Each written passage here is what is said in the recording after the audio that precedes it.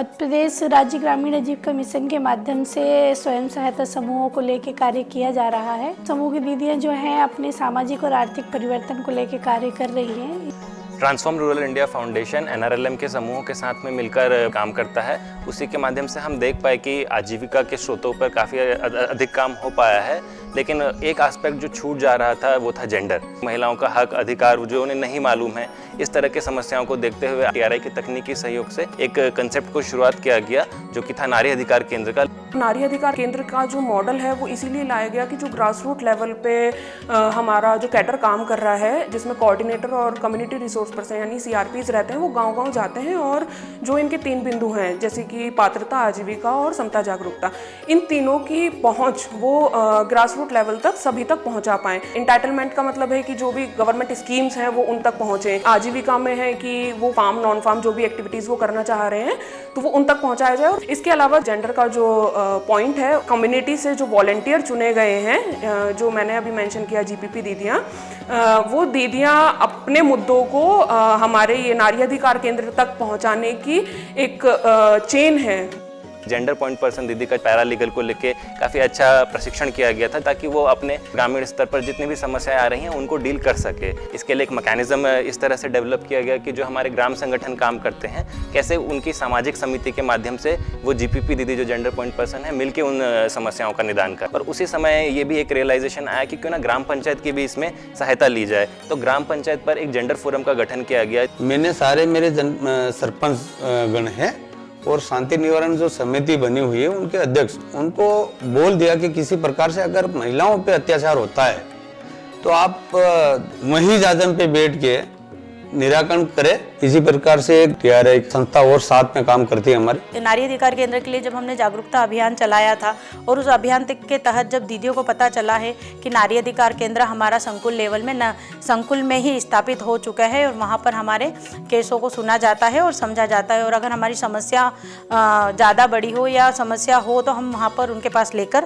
जा सकते हैं। जो केस का समाधान नहीं होता है उसे फिर हम लोक अधिकार केंद्र में रेफर कर देते हैं। 2 पत्नी का ज़्यादा केस आता है। एक पति पहली पत्नी होते हुए दूसरी पत्नी को फिर ले आता है, और बहुत सारा ज़मीन का भी मामला होता है, और उसके बाद में कई मारपीट का रहता है, और कहीं पति की डेथ हो जाती है तो उसका हक नहीं होता है उस घर पे। और ऐसे हमारे पास 14 केस आए हैं, उसमें से हमने 12 केस सोल्व भी हो गए हैं। मेरे 3 बच्चे हैं और मेरे पति नहीं है, तो और एक पास में गांव है, वहाँ का व्यक्ति बहुत परेशान करते थे।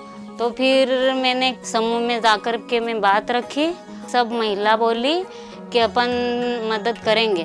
तो फिर नारी केंद्र में गए, फिर वो ने सब बोले कि अपन पंचायत में जाएं। वहाँ गए, वहाँ फिर सब शांति समिति भी थी, वहाँ सब ने फिर उसको बुलाकर फिर उसको डांट धमकी दी, कागज़ पे लिखवाया था और सब ने साइन कर दिया था कि अभी आगे से करेगा नहीं तो थाना पुलिस के हवाले कर देंगे। इसके बाद से फिर वो अभी नहीं गाली गुप्ती कर रहे।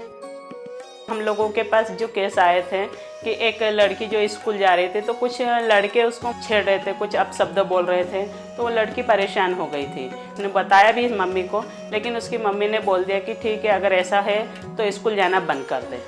और वो लड़की ने हमको जब बताया तो हम लोगों ने उसकी बात को सुना, तब उस समय पुलिस वालों ने हम लोगों की मदद करी और वो लोगों ने उस लड़कों को अच्छे से डांट फटकार लगाई।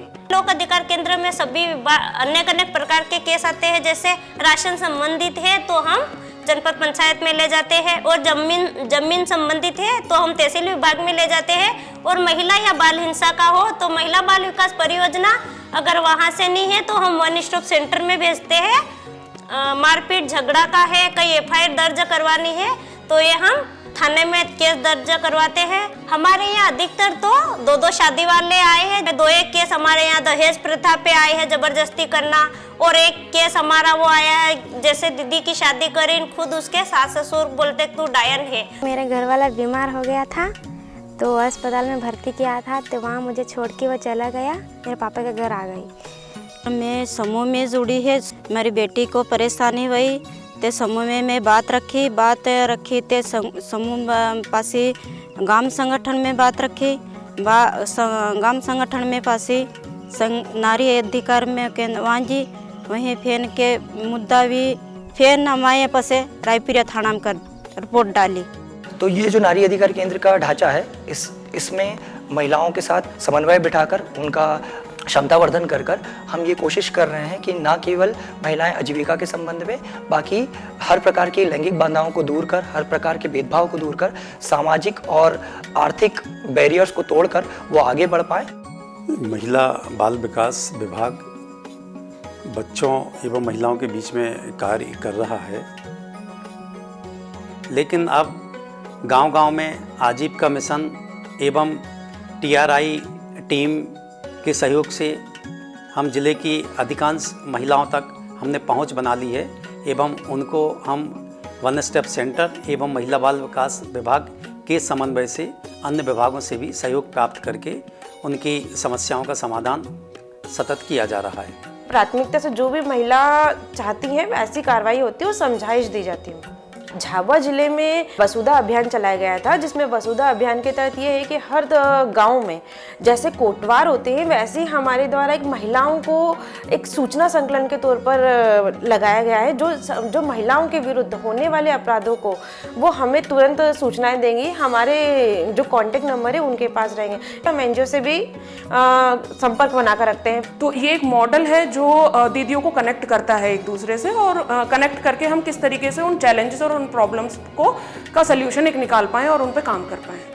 नारी अधिकार केंद्र के टेंजिबल इम्पैक्ट्स का बात करें तो हम देख सकते हैं कि मनावर ब्लॉक में जहाँ पे 64 पंचायत है, उसकी 1/4 पंचायतों ने महिला हितैषी पंचायत का संकल्प लिया और ये दृढ़ निश्चय किया कि वो महिलाओं के हित के लिए आगे किस प्रकार से काम करेंगे। नारी अधिकार केंद्र की सफलताओं को देखते हुए TRI संस्था यह तय कर रहा है कि कैसे वो मध्य प्रदेश सरकार के साथ समन्वय स्थापित करके इसको राज्य स्तर पर आगे लेकर जाए। मेरी बहन अब खामोशी को तोड़ेगी, मोहताजी और डर को वो मिलकर पीछे छोड़ेगी।